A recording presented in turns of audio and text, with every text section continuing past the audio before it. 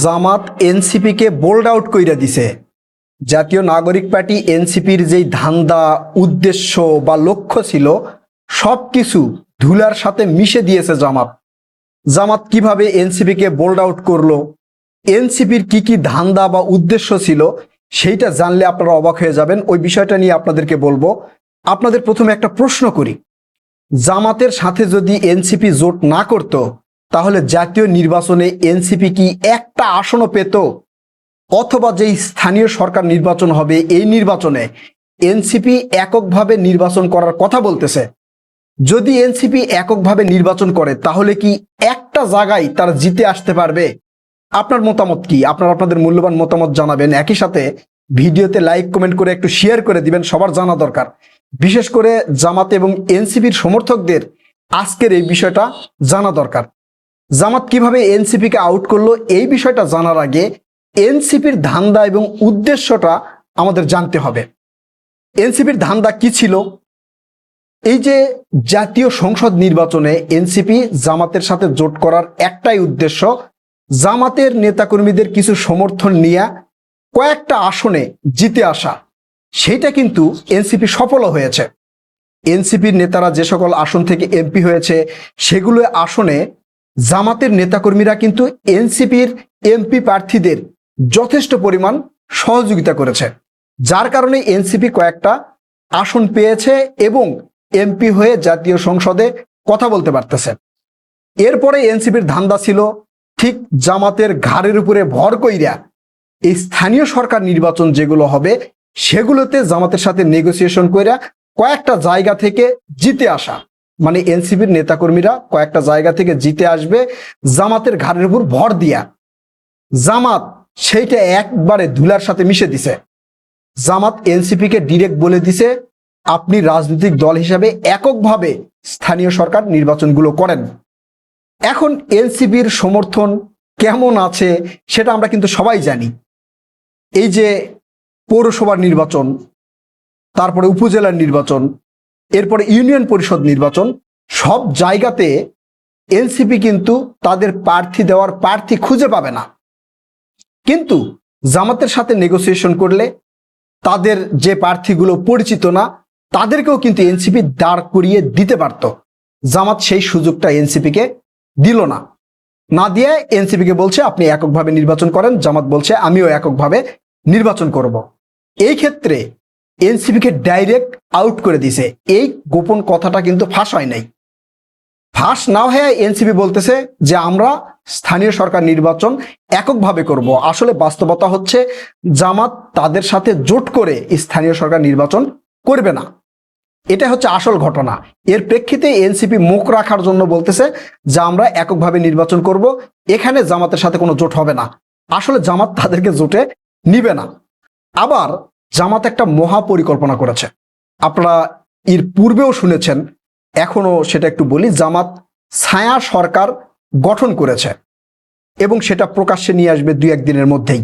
ছায়া সরকারটা কি? যেমন বিএনপির সরকারের মধ্যে একজন প্রধানমন্ত্রী আছে, স্বরাষ্ট্রমন্ত্রী আছে, তথ্যমন্ত্রী আছে, খাদ্যমন্ত্রী আছে, এভাবে সকল মন্ত্রী আছে। জামাতেরও ভিতরে এই ছায়া সরকারে প্রধানমন্ত্রী ডক্টর শফিকুর রহমান জামাতের, স্বরাষ্ট্রমন্ত্রী একজনকে দিয়েছে, তথ্যমন্ত্রী একজনকে দিয়েছে, খাদ্যমন্ত্রী একজনকে দিয়েছে, পররাষ্ট্রমন্ত্রী একজনকে দিয়েছে এবং এগুলো প্রত্যেকটা মন্ত্রণালয়ের প্রতিমন্ত্রীও কিন্তু জামাত দিয়েছে। যেটা প্রকাশ হবে আপনারা জানতে পারবেন। এই ক্ষেত্রে জামাত যেই ছায়া সরকার গঠন করেছে এই ছায়া সরকারের মধ্যে এনসিপির কোনো নেতাকর্মীকে রাখে নাই। মানে এনসিপির নেতাদেরকে এই ছায়া মন্ত্রী পরিষদ বলেন বা ছায়া সরকার বলেন সেখানে কোনো জায়গাতে রাখে নাই। এখানেও এনসিপিকে জামাত আউট করে দিয়েছে। এখন যদি একই সাথে একীভূতভাবে জামাত এনসিপি থাকতো তাহলে এই যে ছায়া সরকার গঠনে কিন্তু এনসিপির নেতাকর্মীদের রাখতো, হয়তো নাহিদ ইসলামকে রাখতো বা এই যে সার্জিস আলমকে রাখতো, নাসিরউদ্দিন পাটোয়ারিকে রাখতো। জামাত কিন্তু রাখে নাই, একবারে ডিরেক্ট বোল্ড আউট করে দিছে। এনসিপি ধান্দায় ছিল যে জামাতের উপর ভর করে তারা ছক্কা মারবে, কিন্তু জামাতের ইনসুইং বলে এমন ভাবে সুইমিং করে আইসা মিডল স্টেমে লাগছে, সেখান থেকে ডিরেক্ট এই জাতীয় নাগরিক পার্টি এনসিপি বোল্ড আউট হয়ে গেছে। এই বিষয় নিয়ে রাশেদ খান কয়েকটা কথা বলেছে যে যদি বিরোধী দল হিসাবে জামাত কখনো ক্ষমতায় যায় তাহলে এনসিপিকে এই ছায়া সরকারের মতো ডিরেক্ট আউট করে দিবে। তার এই কথার সাথে কিন্তু আমি একমত। এবং কেন একমত হলাম, এই যে স্থানীয় সরকার নির্বাচন এবং ছায়া সরকার পদ্ধতিতে এনসিপি জামাতের সাথে থাকতে পারে নাই বা জামাত এনসিপিকে রাখে নাই, ঠিক একইভাবে ভবিষ্যতে যদি জামাত ক্ষমতায় যায় এনসিপিকে এইভাবেই বোল্ড আউট করবে বলে রাশেদ খান বলছে। আমি তার এই কথার সাথে একমত। আমি রাশেদ খানের সব কথার সাথে কিন্তু একমত নই, তবে এই কথাটা আমার ভালো লাগছে এবং এটা মিলিয়ে দেখলাম যে হ্যাঁ, এইটা মিলে গেছে। এরপরে ঘটনা কি ঘটবে, সামনের যে নির্বাচনটা আসবে 5 বছর পরে, জাতীয় সংসদ নির্বাচন, এই জাতীয় সংসদ নির্বাচনেও কিন্তু এনসিপিকে জামাতার সাথে রাখবে না। এনসিপি আবার বিএনপিতে বা অন্য কোনো দলে যুক্ত হয়ে এই যে এইবার যে আসনগুলো পেয়েছে এই আসনগুলো পাবে বলেও মনে হচ্ছে না। মানে রাজনৈতিক বিশ্লেষক যেভাবে বলছেন যে এনসিপির রাজনীতি মোটামুটি স্থবির হয়ে গেছে। এনসিপির রাজনীতি যেভাবে উপরে ওঠার কথা ছিল সেভাবে কিন্তু এখন পর্যন্ত এনসিপি অগ্রসর হতে পারেনি। কোনো জায়গায় একটা সফল মিটিং মিছিল এনসিপি করতে পারতেছে না, যেখানে ব্যাপক পরিমাণ জনসমর্থন দেখানো বা লোকজনকে দেখাবে যে আমাদের সমর্থন বাড়ছে, সেটা কিন্তু এনসিপি এখন পর্যন্ত করতে পারে নাই। অর্থাৎ সফল সমাবেশ বা সফল মিটিং মিছিল কিন্তু এনসিপি করতে পারে নাই।